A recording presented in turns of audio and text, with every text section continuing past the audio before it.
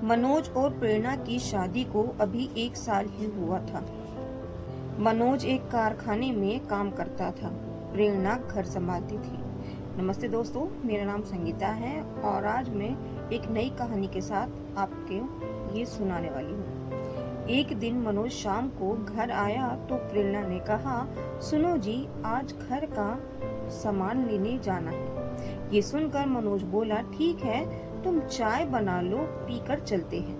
प्रेरणा चाय बना कर लाई। दोनों चाय पीकर सामान लेने निकल पड़े। अंधेरा हो गया था। मनोज प्रेरणा को साइकिल पर बिठाकर बाजार में पहुंच जाता है। सारा सामान खरीद कर दोनों वापस चल देते हैं। अभी कुछ ही दूर गए थे कि साइकिल का टायर पंचर हो जाता है। दोनों साइकिल से उतरकर पैदल चलने लगते हैं। सर्दी का समय था। रात को पूरा रास्ता सुनसान पड़ा था। प्रेरणा ने कहा, मनोज, मुझे डर लग रहा है। यहाँ कोई भी नहीं है और हमारी साइकिल भी पंचर हो गई है। प्रेरणा की ये बात सुनकर मनोज हंसने लगा। अरे तो क्या हुआ, तुम तो बेकार ही में डर रही हो। मैं हूँ ना तुम्हारे साथ, डरो मत। आगे एक पंचर बनाने वाले की दुकान है, आगे वहाँ पंचर लगवा कर फिर जल्दी से घर पहुँच जाएंगे। दोनों तेज तेज कदमों से आगे बढ़ रहे थे। अचानक प्रेरणा के बालों के पास से एक तेज हवा का झोंका गुजर जाता है, जिससे प्रेरणा रुककर इधर उधर देखने लगती है। मनोज उसे देखकर कहता है, क्या हुआ, रुक कैसे गई? जल्दी चलो। प्रेरणा मनोज का हाथ कसकर पकड़ लेती है। मनोज, यहाँ कोई है? अभी अभी मुझे ऐसा लगा जैसे मेरे पीछे से कोई मुझे छू कर निकला है। मनोज इधर उधर देखता है लेकिन उसे कोई नजर नहीं आता। वो कहता है, प्रेरणा, कोई नहीं है, चलो। दोनों तेजी से कदम बढ़ा रहे थे। तभी उन्हें कुछ आवाजें सुनाई देने लगती हैं। ये आवाजें साइड पे खड़े पेड़ों के पीछे से आ रही थी। इस बार मनोज भी थोड़ा डर जाता है। तभी अचानक लाइट चली जाती है। स्ट्रीट लाइट बंद होते ही चारों ओर घना अंधेरा पसर जाता है। प्रेरणा की तो चीखें निकल जाती है। वो हाथ से टटोल कर मनोज का हाथ पकड़ने की कोशिश करती है, लेकिन उसे मनोज कहीं दिखाई नहीं देता। प्रेरणा वहीं रुककर अंधेरे में मनोज को देखने की कोशिश करती है। प्रेरणा बुरी तरह डर जाती है। वो 2 कदम आगे बढ़ती है, लेकिन ये क्या, वो किसी चीज से टकरा कर गिर जाती है। गिरते ही प्रेरणा की कोहनी से खून निकलने लगता है। इसकी परवाह करे बगैर वो मनोज मनोज चिल्ला रही थी। वो उस चीज को जिससे वो टकरा कर गिरी थी टटोलती है। अरे ये क्या, ये तो मनोज की साइकिल गिरी पड़ी थी। अब प्रेरणा बहुत घबरा जाती है। वो उठकर खड़ी हो जाती है। मनोज, कहाँ हो तुम? मेरे पास आओ, मुझे बहुत डर लग रहा है। लेकिन मनोज की ओर से कोई जवाब नहीं आता। कुछ ही देर में लाइट वापस आ जाती है।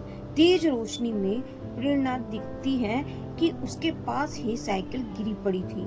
साइकिल पर टंगे हुए दोनों थैले भी गिर गए थे। कुछ सामान इधर उधर बिखर गया था। मनोज का कहीं पता नहीं था। प्रेरणा मनोज को पुकारती हुई चारों ओर बेतहाशा भाग रही थी। मनोज, मनोज, कहाँ हो तुम? मुझे बहुत डर लग रहा है। लेकिन सब बेकार। वो सड़क के किनारे बैठकर रोने लगी। वो नीचे सिर झुकाए बैठी थी। तभी किसी ने उसके कंधे पर हाथ रखा। प्रेरणा ने पलट कर देखा, उसके बराबर में मनोज खड़ा था। मनोज, तुम कहाँ चले गए थे? मैं कब से तुम्हारे पुकार रही हूँ। जानते हो मैं कितना परेशान हो गई थी। प्रेरणा खड़ी हुई और मनोज से लिपट गई, लेकिन मनोज ने कोई जवाब नहीं दिया। उसने प्रेरणा को अपने से अलग किया और बोला, चलो घर चलते हैं। मनोज ने साइकिल को सीधा किया, उस पर बचे हुए सामान का थैला टांगा और घर की ओर चल दिया। प्रेरणा को उसका व्यवहार कुछ बदला हुआ नजर आ रहा था। प्रेरणा उसके पीछे पीछे चल रही थी। प्रेरणा के मन में कई सवाल उमड़ रहे थे। मनोज कहाँ गया था? वो इतने गुस्से में क्यों है? उसने मुझसे अच्छे से बात भी नहीं की और अब वो किसी बात का जवाब भी नहीं दे रहा है। रास्ते में प्रेरणा ने कई बार मनोज से सवाल किए, लेकिन मनोज चुपचाप सिर झुकाए चले जा रहा था, जैसे उसे प्रेरणा से कोई मतलब ही नहीं था। मनोज के इस व्यवहार से प्रेरणा बहुत परेशान हो गई थी। घर पहुंचकर प्रेरणा किचन में खाना बनाने चली गई। मनोज अपने कमरे में जाकर सो गया।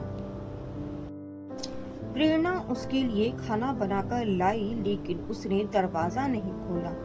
काफी आवाज देने पर भी जब वो नहीं जागा तो प्रेरणा बाहर ही एक चादर बिछाकर सो गई। सुबह प्रेरणा ने मनोज से बात करने की कोशिश की तो वो गुस्से में बोला, मैं तुझसे नफरत करता हूँ, तू दूर हो जा मुझसे। मनोज की आंखें लाल अंगारे की तरह दहक रही थी। प्रेरणा बहुत डर गई। उसने कुछ नहीं कहा। मनोज अपने काम पर चला गया। धीरे धीरे मनोज का व्यवहार बदलता जा रहा था। वो घर आता, खाना खाकर चुपचाप कमरा बंद करके सो जाता। एक दिन प्रेरणा ने कमरे में बने छोटे से रोशनदान से अंदर देखा तो मनोज दीवार की ओर मुंह करके खड़ा किसी से बात कर रहा था और हंस रहा था। प्रेरणा को कुछ समझ नहीं आया तो वह जोर जोर से दरवाजा पीटने लगी। काफी देर बाद मनोज ने दरवाजा खोला और गुस्से में बोला, क्या है, सो जा जाकर। प्रेरणा को भी गुस्सा आ गया। तुम किसी से हंस हंस कर बातें कर रहे थे। तभी मनोज की आंखें लाल हो गई। वो गुस्से में बोला, लेकिन उसकी आवाज में एक लड़की की आवाज शामिल थी। ये मुझसे बात कर रहा था। क्या करेगी?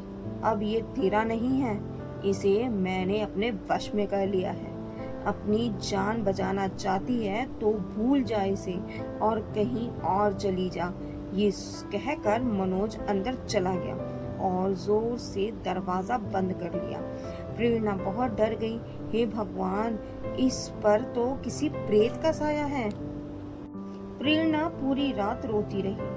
सुबह मनोज प्रेरणा से बात किए बगैर काम पर चला गया। कुछ ही देर में दरवाजे पर दस्तक हुई।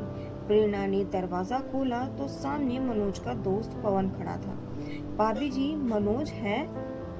वो कई दिन से काम पर नहीं आया। मालिक ने मुझे पता करने भेजा है। अगर कल तक वो काम पर नहीं आया तो उसे नौकरी से निकाल देंगे।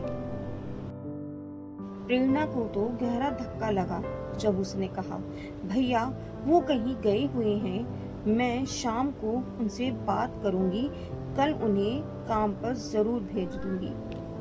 पवन के जाने के बाद प्रेरणा घर से निकली। वो एक तांत्रिक को जानती थी।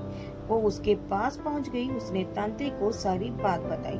तांत्रिक बोला, बेटी उसे किसी तरह मेरे पास ला। वैसे तो ये काम मुश्किल है, लेकिन फिर भी तू कोशिश कर। अगर वो ना आया तो उसका कोई कपड़ा ले आना। मैं उससे ही उस प्रेतात्मा को बुलाऊंगा। शाम को प्रेरणा ने मनोज के आते ही उसे रोका और बात करने बैठ गई। मनोज, मुझे मालूम है तुम मुझसे नफरत करते हो, लेकिन तुम काम पर भी नहीं जा रहे हो। अगर तुम कल तक काम पर नहीं गए तो तुम्हारी नौकरी चली जाएगी। मनोज गुस्से में बोला, मैं वो 2 टके की नौकरी नहीं करूंगा। वैसे भी मैं कोई काम नहीं करूंगा। प्रेरणा ने प्यार से मनोज से कहा, अच्छा मत करना, बस मेरी एक बात मान लो, कल मेरे साथ चलना, मैं तुम्हें किसी से मिलवाना चाहती हूँ। मनोज ने कहा, मैं तेरे साथ कहीं नहीं जाने वाला, तेरा मेरा रास्ता अलग अलग है। ये कहकर वो अपने कमरे में चला गया और दरवाजा बंद करके बैठ गया। अगले दिन प्रेरणा मनोज की कमीज लेकर तांत्रिक के पास गई। अब तांत्रिक ने तंत्र मंत्र करना शुरू किया। कुछ ही देर में मनोज वहां गुस्से में आया और लड़की की आवाज में बोला, तूने मुझे यहाँ बुलाया है तो तू इस तांत्रिक को दोनों को मैं मार दूंगी। अब ये देखकर प्रेरणा रोने लगी। उसे बहुत डर लग रहा था कि तांत्रिक ने कुछ और मंत्र पढ़कर एक बोतल से पानी लेकर मनोज पर फेंका। अब पानी पड़ते ही मनोज अपनी आवाज में चिल्लाने लगा, प्रेरणा मैं मर जाऊंगा, मुझे बचा लो, ये तांत्रिक मुझे मार देगा। प्रेरणा बोली, बाबा इन्हें छोड़ दो, इन्हें बहुत तकलीफ हो रही है। तांत्रिक ने हंसते हुए कहा, चिंता मत कर, ये सब उसकी चाल है, चुपचाप बैठकर देख मैं क्या करता हूँ। तांत्रिक आंख बंद करके मंत्र पढ़ता और फिर पानी मनोज पर फेंक देता। कुछ देर में मनोज लड़की की आवाज में बोलता है, ठीक है, अभी तो मैं जा रही हूँ, लेकिन मैं इसे छोड़ूंगी नहीं। मनोज बेहोश होकर एक और लुढ़क गया। तांत्रिक बोला, जा ले जा इसे अपने घर, मैंने इसे उस पिशाचनी की कैद से आजाद कर दिया, लेकिन ध्यान रखना वो फिर आएगी। पिशाचनी इससे प्यार कर बैठी है, वो इतनी आसानी से इसका पीछा नहीं छोड़ेगी। जब तक तुझे इसका व्यवहार बदला नजर आए, तुरंत मेरे पास आ जाना। प्रेरणा ने मनोज के मुंह पर पानी के छींटे मारे। मनोज उठ गया जैसे वो किसी नींद से जागा हो। मनोज बोला, अरे मुझे क्या हुआ था, मैं यहाँ कैसे आया, तुम रो क्यों रही हो? प्रेरणा ने कुछ नहीं कहा, वो मनोज को घर ले गई। अगले दिन मनोज काम पर भी पहुंच गया। सब कुछ पहले जैसा चल रहा था, लेकिन प्रेरणा अब हमेशा डरी थी कि क्या वो पिशाचनी फिर आएगी। क्या हुआ मनोज के साथ? क्या तांत्रिक की बात सच हो पाएगी कि पिशाचनी इससे प्यार कर बैठी है? जानने के लिए इसका अगला भाग कल फिर से रिपीट करूंगी।